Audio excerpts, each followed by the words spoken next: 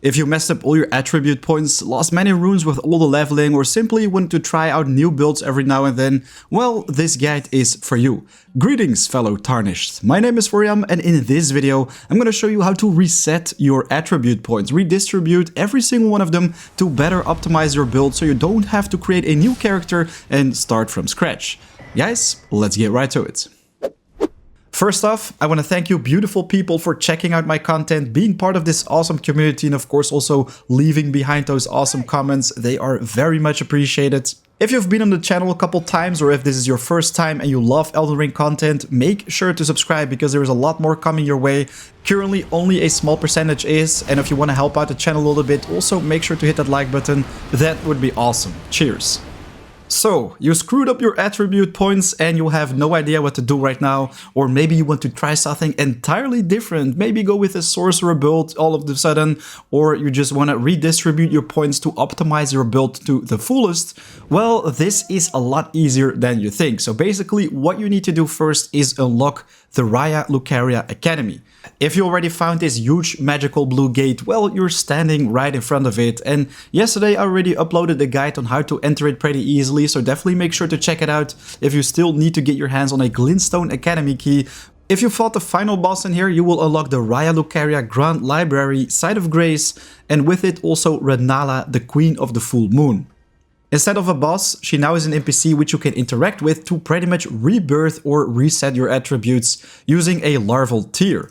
This menu allows you to redistribute every single attribute point which you've spent in the past, basically making you level 1 again, and you have to spend all those points to get back to the level which you initially had.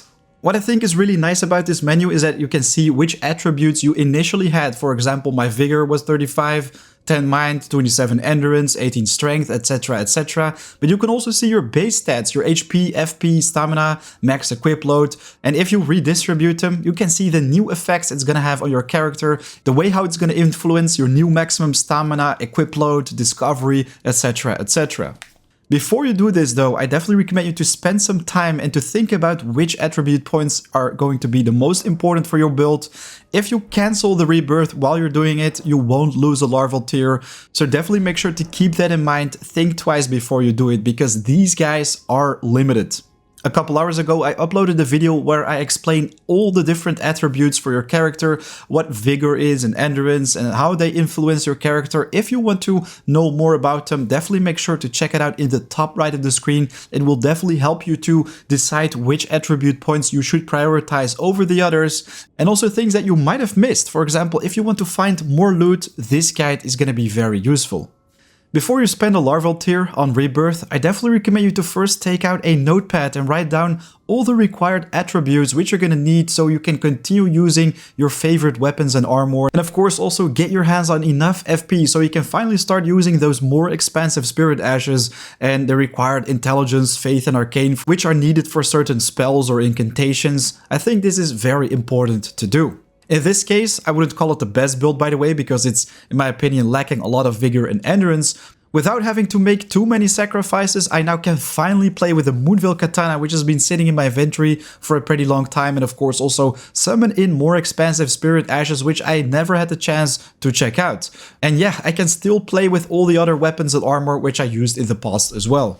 I'm not gonna do a rebirth this time because I'm still thinking about different possibilities, but let me quickly show you where you can get your hands on some Larval Tears, because of course you're gonna need these before you can actually do the reset. One of them can be found near the Fort Hate West. From here you're pretty much gonna travel to a hole in the ground which appears after you've taken down Commander Radahn. Right here you're gonna make your way all the way down to the Nokron Eternal City. From its site of grace called Nokron Eternal City, you're gonna move through the courtyard and then walk downstairs. Right here you will find a couple enemies which you have to deal with, but there you will also find a little monumental house with a corpse right in the center. If you loot it, you will get your hands on a Larval Tear, and this one can be used for the rebirth. Of course, be careful for your ambush because these guys can be pretty annoying. Another quick travel which is very close to it is from the Mimic Tier boss. Just move backwards in the opposite direction and you will also find this location with the corpse. If one Larval Tear is not enough for you, there are plenty more to find, but I'll show you a second location. For this one, you want to travel to Liurnia of the Lakes, pretty much to the Rani's Rise. Right there, you will find a cliffside. Exactly at this location on the map, by the way, what you're gonna do is jump down. Then you will automatically dismount from Torrent and also hear a voice in the distance. If you go all the way down right here, you will basically find a guy surrounded by some soldiers, and you can see that he is pretty much dead, but you can pick up his bell bearing. This guy was Pydia, and based on the way how you progress through the story, he's either gonna be here as shop, or you're gonna have to bring the bell bearing back to the round table hold to the two sisters to pretty much unlock his shop right there. He does sell some pretty interesting items, for example the Ritual Pot, Celestial Dew, but also one of the Larval Tears can be accessed from this menu. Let me show you one last Larval Tear location, because I think most of you guys haven't found this one yet. It's pretty secret. Basically, what you want to do is travel to the Kalit Highway South, Site of Grace. From this quick travel point, you want to travel towards the south and search for a graveyard.